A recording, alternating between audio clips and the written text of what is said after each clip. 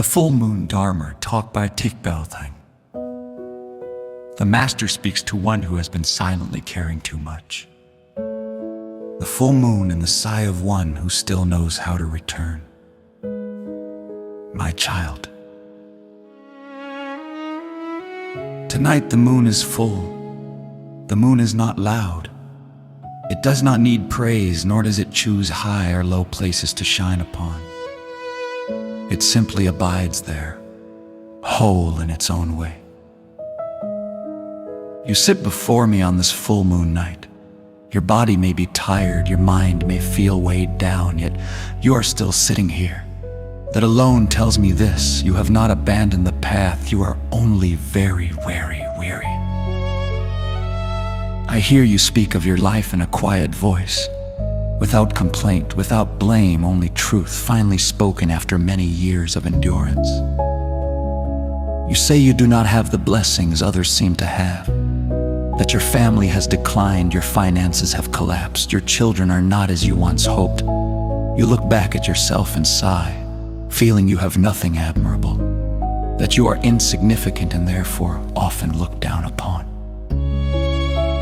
Those are not bitter words, they are the words of someone who has tried to live decently for far too long in circumstances that offered no support. My child, I do not hear jealousy in your words. I do not hear resentment toward heaven, nor blame toward the Buddha. What I hear is someone who has placed themselves too low, so low that they have forgotten they are still standing on the ground of a wholesome heart. You say those worldly things mean nothing to you. You only ask the Buddha to let you encounter medicine to heal your body, so your mind may find peace, your work may stabilize, and then you will do other things well. When you said that, your voice softened. I knew that was the truest place in you.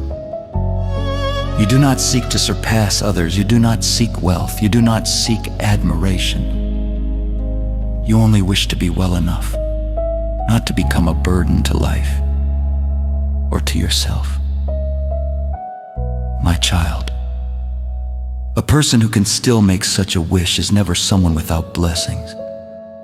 It is only that your blessings do not manifest in forms that are easily seen, so even you have mistaken yourself as having none. Blessings, karma, and the mistaken view of one's own worth. My child, listen to this carefully, not to remember with the head, but to let it seep into the heart. Blessings are not something to compare with others.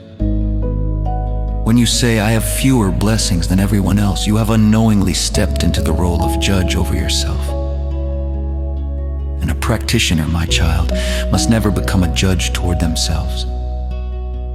Judges are easily cruel. Teachers know how to love. There are those born into abundance who spend their blessings in arrogance, and their merit depletes very quickly. There are others like you, whose blessings do not show outwardly because they are being used to shoulder karma, to endure, to keep a family from falling further apart, to make sure children still have a place to return to. Your blessings are working quietly, not standing in the light to be admired. You blame yourself for being insignificant because you are looked down upon, but my child, being looked down upon says nothing about your worth. It only reveals the vision of the one who is looking. If you use the limited gaze of others as the measure of your own value, your pain will never end. Let me ask you one question. Answer it only in your heart. If you were truly insignificant, why have you not become cruel? Why have you not resented life? Why have you not taken your suffering and made others suffer in return?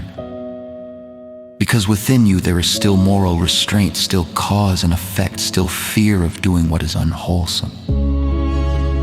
These things cannot be bought with money, cannot be learned through degrees. They arise only from deep merit. I know your body is ill. I know your mind is unsettled. I know your work is unstable. But my child, illness is not always a sign of something bad.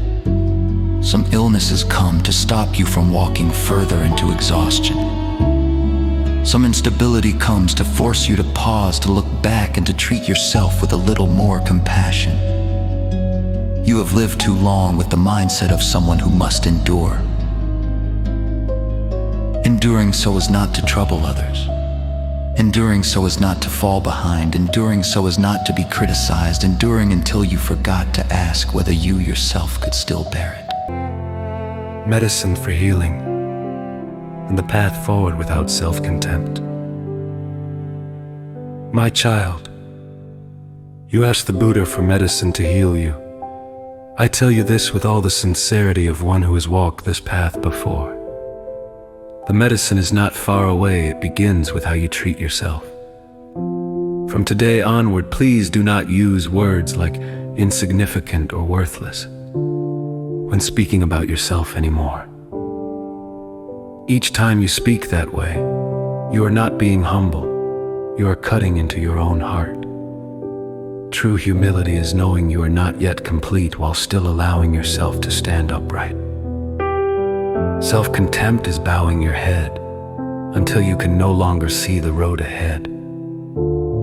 Each morning, if you can still breathe, if you can still rise from bed, say quietly to yourself, "Today I am still alive. There is still an opportunity to plant goodness." When illness makes your body weary, do not blame the body. Say instead, "Thank you, body, for enduring until this moment." When your mind begins to compare itself with others, stop and say, "My karma is not the same as theirs." You do not need to become exceptional. You do not need to be praised. You only need to become someone who does not abandon themselves. The Buddha does not wait for you to succeed before loving you. The Buddha loves you. The moment you still know how to return, still know how to repent, still wish to be well enough to live kindly. On this full moon night, the moon is not reminding you that life must be perfect. It is reminding you that even when life is not complete, you can still live with completeness. If tomorrow you can do only one thing, I ask you to do this. Do not sentence yourself anymore. Slow down a little. Give yourself permission to be weak. The path does not require you to win. It only asks that you do not quit halfway. Keep walking. Slow is fine. Tired is fine. The Buddha is still there. The moon is still full. And I am still sitting here, listening to you, understanding you, and believing in you.